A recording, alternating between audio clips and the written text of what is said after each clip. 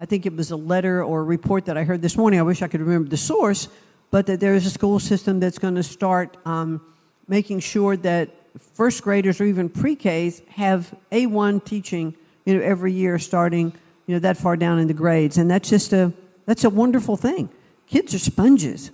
They just absorb everything. And so it wasn't all that long ago that we're going to have internet in our schools. Woo! Now, okay, let's see A1 and how can that be helpful? How can it be helpful in one-on-one instruction?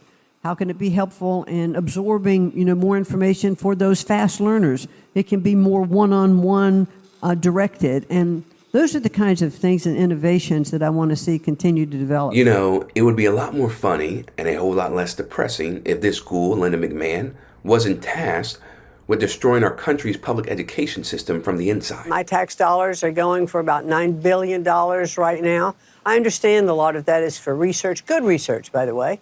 And universities should continue to be able to do research as long as they're abiding by the laws and are in sync, I think, with the administration and what the administration is trying to accomplish, but primarily abiding by the law. I think the president is looking at this as, okay, how can we really make our point?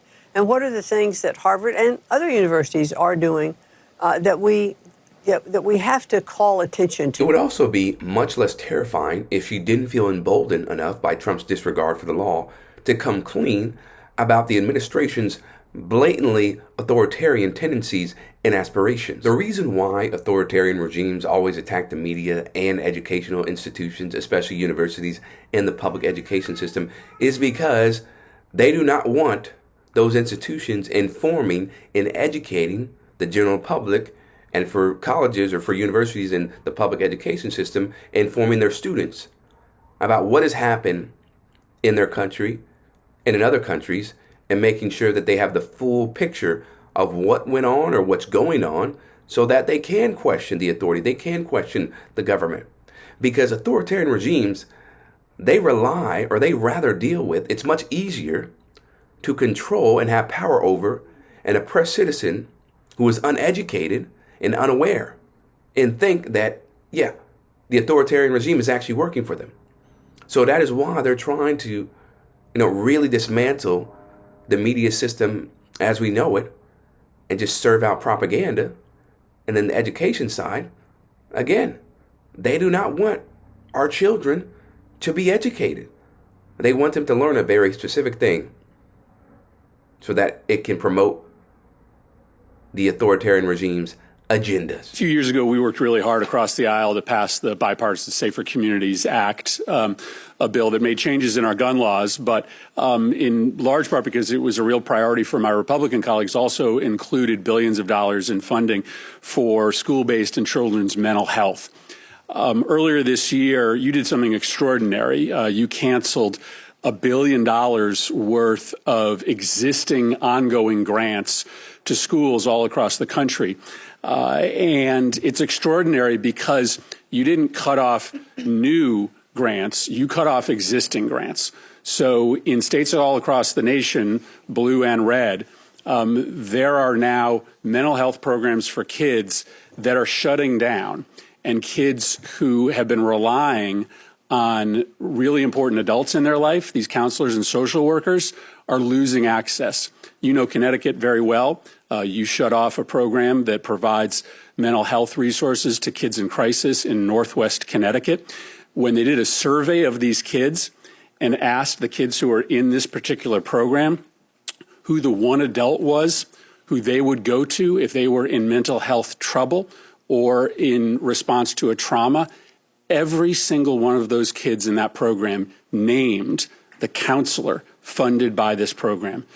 You've shut that grant down. When those kids show up to school next fall, that trusted adult will not be there. Now, before we turn to the remainder of Senator Chris Murphy's grilling of Linda McMahon and her role in potentially dooming an entire generation of American children, you should know that she nor her husband, the disgraced WWE co-founder Vince McMahon, legitimately care about the well-being of America's youth. The suit claims the McMahons, Vince and Linda, had knowledge of who Phillips was when it comes to his shortcomings and alleged conduct. Phillips would be fired, then rehired 6 weeks later in 1988.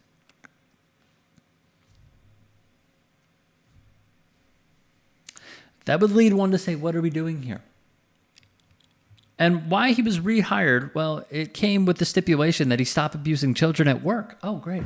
He would be fired in 1990 and never return. From Insider, a review of hundreds of pages of court records, Freedom of Information Act requests, more than half a dozen interviews, would indicate that while the McMahons publicly expressed shock and concern over the alleged abuse allegations, they actually tolerated them for years. The piece continues. Once the scandal broke, they paid off one of Phillips's accusers in an apparent effort to bring him into the fold, only to fire him and withdraw support after the glare of the spotlights had faded.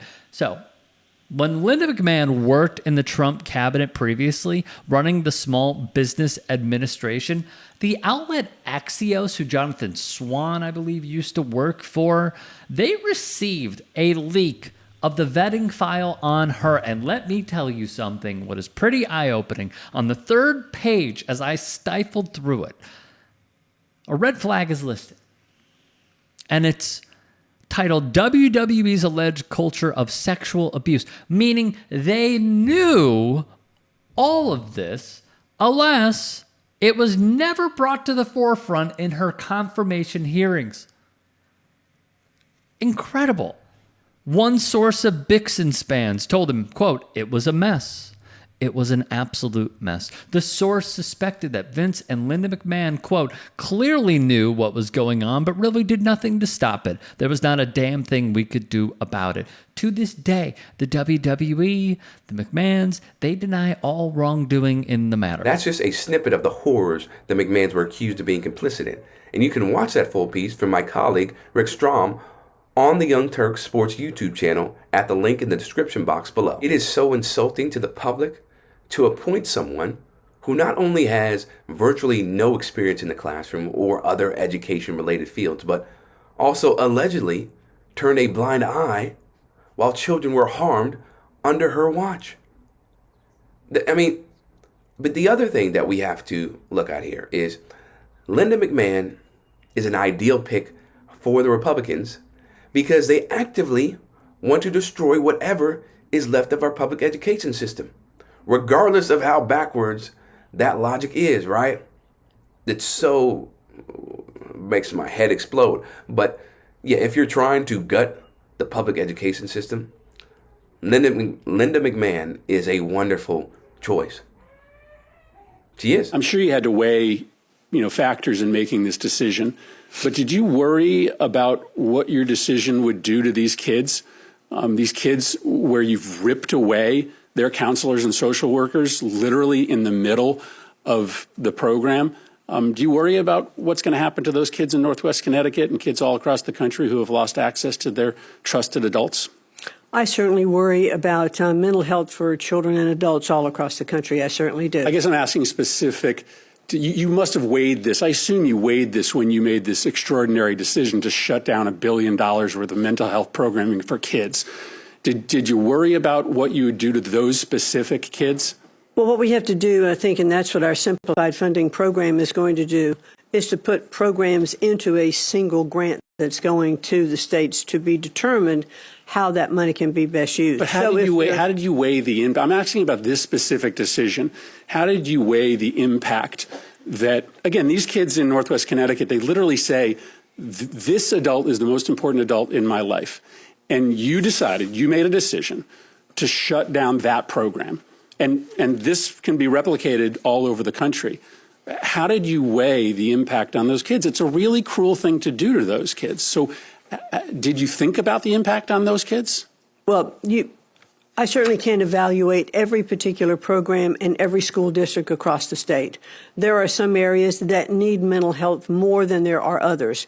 And there were programs in the mental health program that did deal with DEI and with gender issues, et cetera. And it wasn't just about the kind of things that you're talking about. So in totality, as we look at mental health grants across the country, we have to make sure that those programs are being used to serve best in those communities. Yeah. So, therefore, a governor or a principal or a state superintendent would have the best information relative to what is needed in that particular state. Yeah, we know what we need in Northwest Connecticut, and what we need is for the federal government not to rip funding away from these kids in need in the middle of the service program. Or to better allocate the dollars you have and provide those professionals across the state. You have to be a heartless and soulless person and very cold. You have to be a very cold individual to try and justify eliminating the school mental health program because some of the services provided to the kids crossed over into the DEI boogeyman. Again, do y'all realize what? It's so ironic because Linda McMahon is actually a DEI hire, right? But when it comes to what actually is the purpose of DEI, it's to make things more equitable. It's to make things more fair for marginalized communities, right? And there's very little to say other than you're a really awful person to try and justify eliminating a school mental health program, because mental health is very crucial and very vital to people's success, especially children. And I have a lot of concerns about how our public education system is going to look, because of all, the different changes that these politicians are trying to make, where they're going to be inserting, a whole bunch of propaganda and not teaching the full story about our history in America or even, overseas. I mean, they kind of did that anyway, where they sanitized a lot of things.